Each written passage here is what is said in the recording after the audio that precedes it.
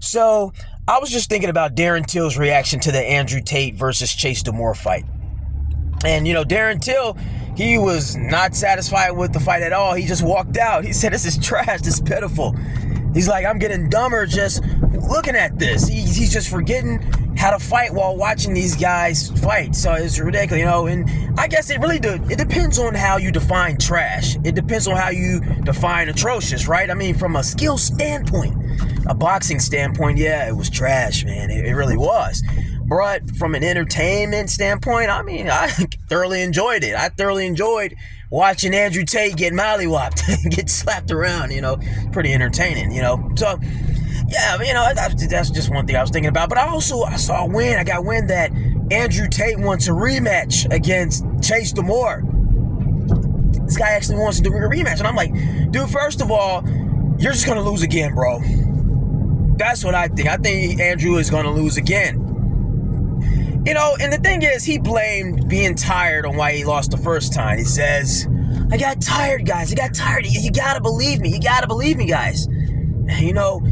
Now, it's Andrew Tate. He spent 5 or 6 years talking shit, bro. Talking mad shit. Mr. Invincible like he's Mr. Indestructible.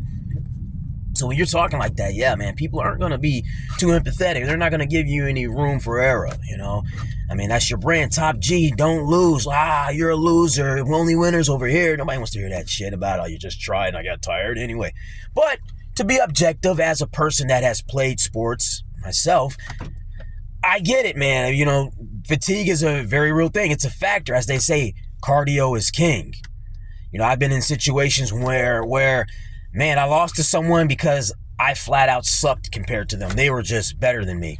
Then I've been in situations where I lost because I got tired, man. It's what it is. Like, I was clearly better than that person. I was whooping them. And then later on, the gas tank, it just wasn't there. I lost. So fatigue is a very real thing. And sometimes it is a legitimate reason. Now it's up to you to make sure you don't get tired again, right?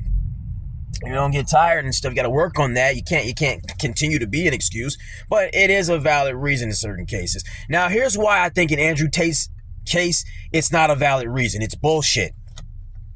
From the start of that fight all the way to obviously the ending, Andrew looked terrible. He didn't look too good. Now, some people are going to say, well, he won the first round. He won the second round. Body jab, body jab, body jab. Come on, dude.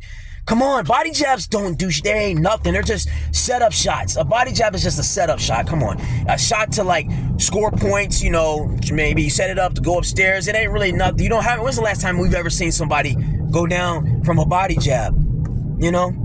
Apart from that, we didn't see anything. No furies, no combos, nothing. Flurries, whatever you want to call it. I forget furies, flurry. You know what I'm talking about. He wasn't really putting the combos together at all.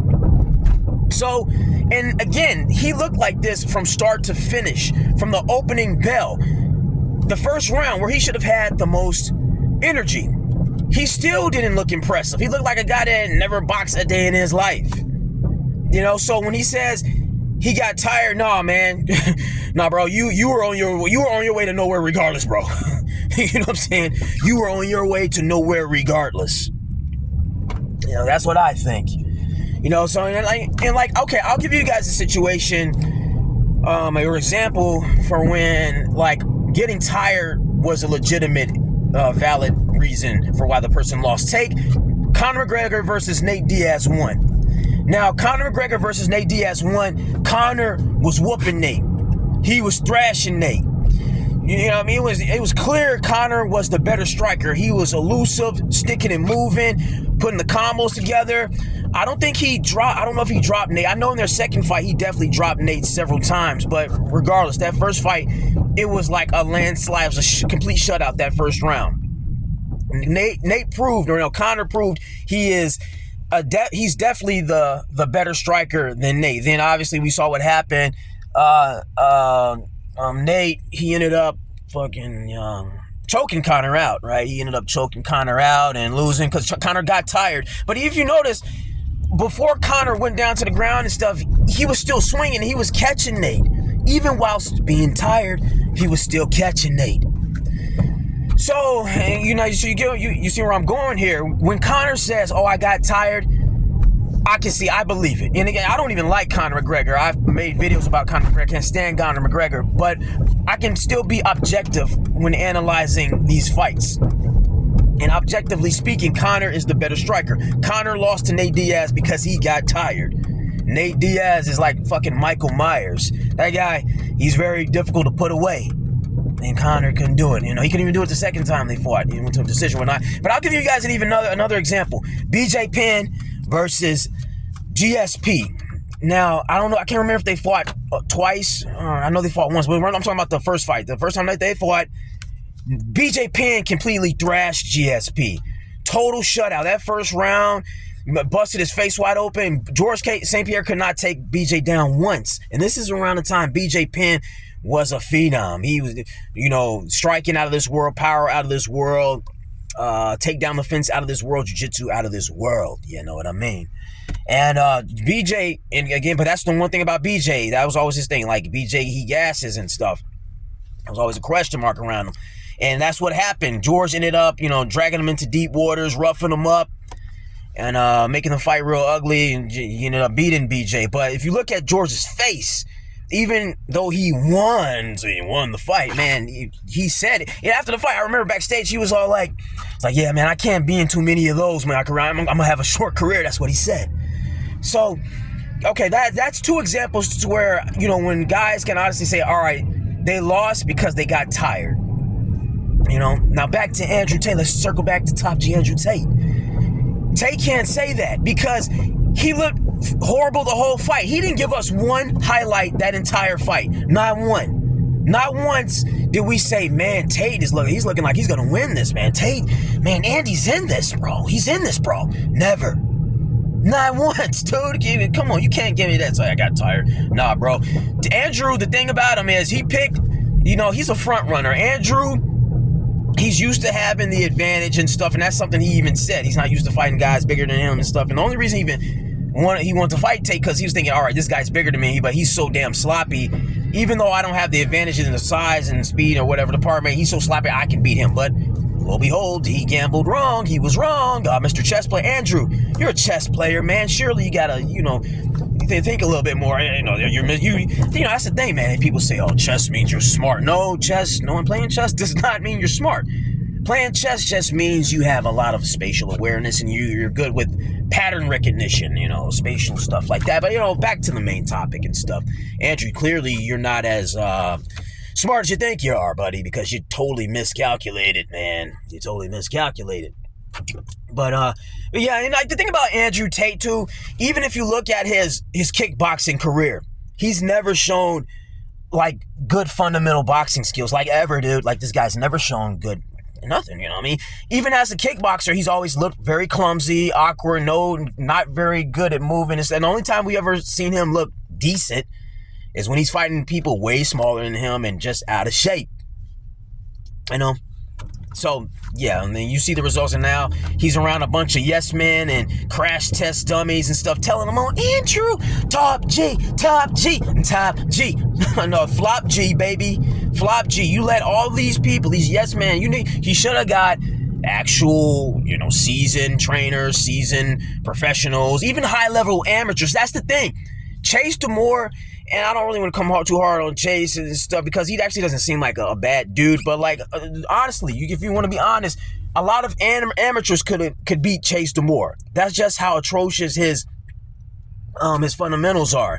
And, yeah, I understand size is a factor. And, like, people that have martial arts experience, and particularly with striking, sometimes those clumsy, awkward people can be harder to fight than the more technical people, if you're not good at adapting and stuff. And Andrew is one of them. Like, Andrew's pedigree in striking, even if Chase was like really awkward and kind of, difficult to deal with in the beginning, he should have been able to make the adjustment eventually, with as much of a, prolific striking background as he claims to have or whatnot. He should have still been able to make that adjustment. Yes, Chase is sloppy, and sometimes that sloppy, awkward shit can catch you off guard. You get cracked with something, I know how it is, but like I said, the entire fight, he never made any adjustments. He looked like a complete novice out there.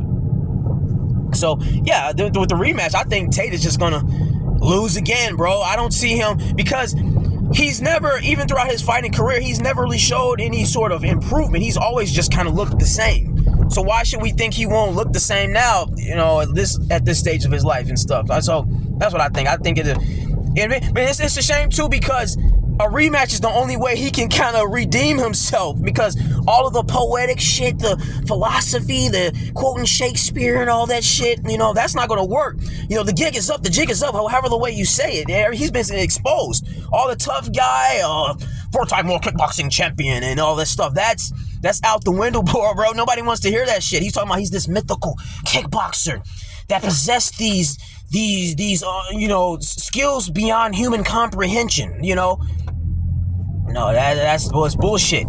But it's a shame because he's in a catch-22. I don't think he can redeem himself. I don't think he can beat Chase. But even though that's the only way to do it, he tried to do it with all of his, fancy words and his speech. But that's the one thing about the fight game, man. At the end of the day, all the talking doesn't mean anything if you don't walk the walk.